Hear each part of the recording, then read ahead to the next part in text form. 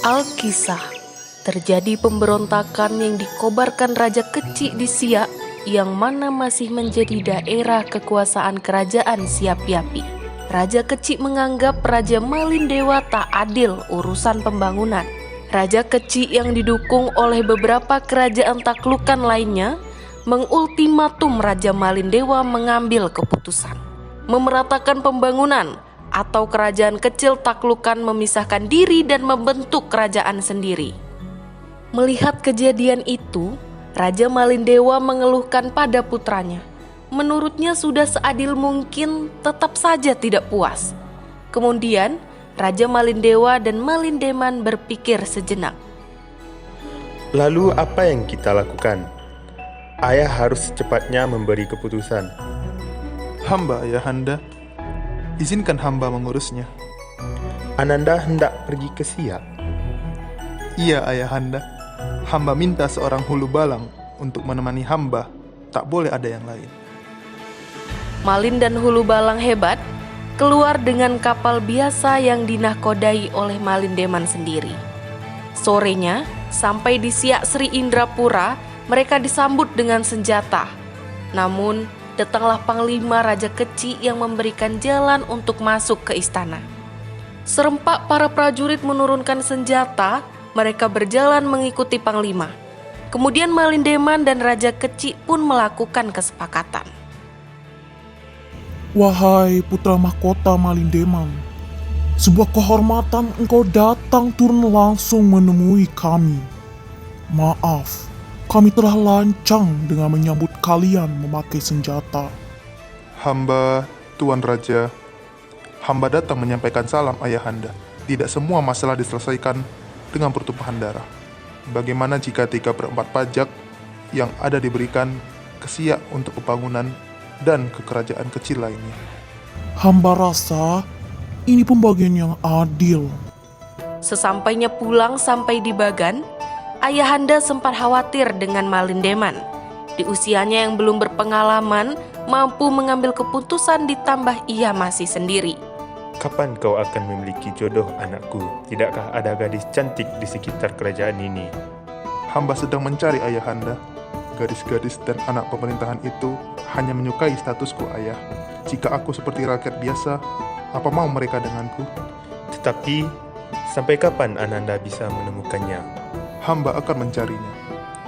Maka, izinkan hamba jadi rakyat biasa untuk menyelusuri daerah. Mendengar itu, Ayahanda khawatir, namun tidak ada yang bisa menghalangi keinginannya. Malindeman berjalan ke pinggir kota di sekitaran hutan dan menaiki sampan nelayan. Sampailah dia di tengah hutan, terdapat satu gubuk. Ia mengetuk pintu. Ternyata ada seorang nenek di dalamnya.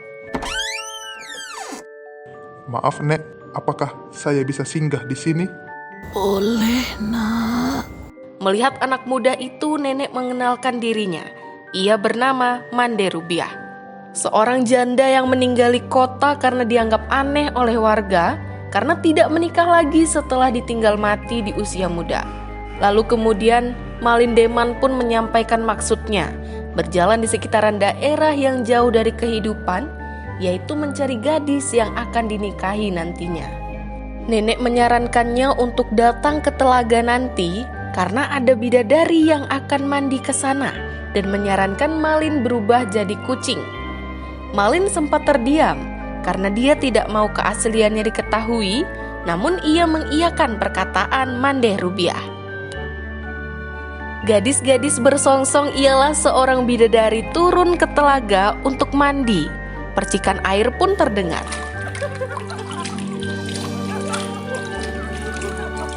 Putih, si gadis bungsu, mendatangi rumah Mande dan langsung tertarik pada kucing itu. Lalu mereka pamit bahwa seminggu lagi mereka akan balik kembali ke sini. Lalu Malindeman pun jatuh cinta dan memaksa Mande buat memberi cara agar dia menikah dengan gadis yang memegangnya saat jadi kucing. Nenek Rubiah pun memberitahu rahasia kayangan, mereka akan bisa jadi manusia jika engkau mengambil songsong banatnya. Malindeman berubah menjadi jemuran dan mencuri songsong banat milik Putih bungsu. Setelah mandi, Putih kecaharian songsongnya dan menangis dengan mandeh. Jika pagi tidak jumpa, mereka harus kembali ke kayangan, karena kalau matahari muncul, mereka tak akan bisa kembali lagi. Namun, hari terus berjalan, para kakak bungsu meninggalkan bungsu seorang diri. Hari terus berjalan, Putih galau dan tak tahu harus berbuat apa. Hingga suatu ketika, Putih bungsu pun menerima lamaran Malindeman. Malindeman pun menceritakan siapa dirinya kepada Putih dan Mandeh. Putih, maukah engkau menikah denganku? Akan kuterima dengan 2 syarat, yakni pertama, ketika Putih menemukan bajunya, Putih harus kembali ke kayangan, dan Kanda harus ikhlas. Lalu kedua, aku tidak mau tinggal di istana Deman dan tinggal di telaga yang sepi ini.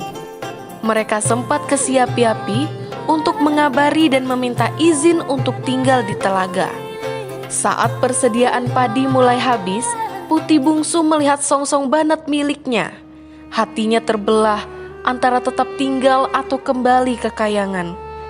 Senja yang muram, matahari bak beberapa saat tenggelam di arah barat. Ia tertinggal hanya warna kuning keemasan di langit yang memantul ke dedaunan dan pohon-pohon di pinggir hutan itu. Jadi benar engkau hendak meninggalkan kami, Putih? Benar Kanda, ini keputusan Dinda. Dinda ingin pulang. Apa yang pernah terjadi pada kita tetaplah dikenang. Besarkan anak kita. Kelak, jika dia besar dan menanyakan di mana ibundanya, katakan kalau ibundanya sangat mencintainya. Dunia kita berbeda, perasaan kita berbeda. Apakah Putih pernah berusaha mencintai Kanda? Dinda sudah berusaha mencintai dan menerima Malindeman sepenuh hati selama hampir 24 purnama ini. Tapi Dinda tak bisa membohongi perasaan Dinda. Dinda merasa mengkhianati Medan Hayani. Lelaki tunangan Dinda di kayangan pasti sudah menunggu Dinda. Jika Medan Hayani mencintai Dinda, mengapa dia tidak berusaha mencari Putih ke bumi? Selama 24 purnama Putih lewati, ia ikhlas jadi istri Deman.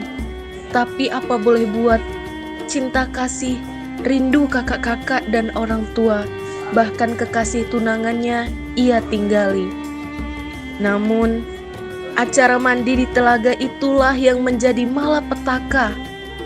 Malin pun mengakuinya, dia yang telah menyembunyikan songsong banat milik Putih bungsu. Seseorang, baik itu manusia, dewa, ataupun bidadari, harus menepati janjinya, Kanda. Janji Dinda adalah menikah dengan Medan Hayani, lelaki yang telah melamar Dinda di negeri kayangan. Dia pasti telah lama menunggu Dinda dengan perasaan gusar, karena tak dapat kabar apapun dari Dinda. Kanda paham, Kanda mengerti. Jika ini memang hukuman untuk apa yang telah Kanda lakukan kepadamu, Kanda akan menerimanya dengan ikhlas. Kedua insan berbeda ras dan asal itu saling berpelukan. Keduanya menangis. Keduanya merasakan betapa perihnya akan kehilangan sesuatu yang selama ini terasa menjadi miliknya. Beberapa tahun kemudian, Malindeman naik tahta setelah ayahnya wafat karena sakit. Dia meneruskan kepemimpinan ayahnya yang adil, bijaksana, dan wibawa, serta dicintai rakyatnya. Hingga akhir hayatnya, ia tak pernah menikah lagi dan memilih besarkan Putri Arum sendirian, tanpa seorang selir maupun seorang istri. Cintanya hanya untuk Putih bungsu. Ketika ia melihat Putri Arum, ia merasa istrinya ada dalam kehidupannya. Berbentuk anaknya yang cantik dan molek menjadi simbol kemakmuran dan kesejahteraan kerajaan tersebut.